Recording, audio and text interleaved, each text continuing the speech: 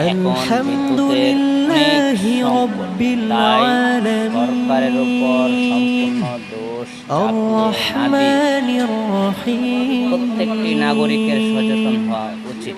مالك যেরকম يوم আপনার ঘরে, الدين আপনার إياك বাড়িতে نعبد وإياك অপ্রয়োজনীয় যেই লাইটগুলো, ওগুলো نستعين ব্যবহার বন্ধ রাখতে হবে। اهدنا الصراط প্রত্যেকটি লোকেরই সচেতন হতে হবে। المستقيم প্রত্যেকটি صراط লোকেরই সচেতন হতে الذين হবে। أنعمت এটা সবারই عليهم নৈতিক দায়িত্ব। غير المغضوب যদি আপনার ঘরের عليهم অতিরিক্ত ولا ফ্যানটি যেটা চলতেছে এটা বন্ধ রাখেন, আপনি নিজে বাঁচলেন, দেশের উপকার হলো।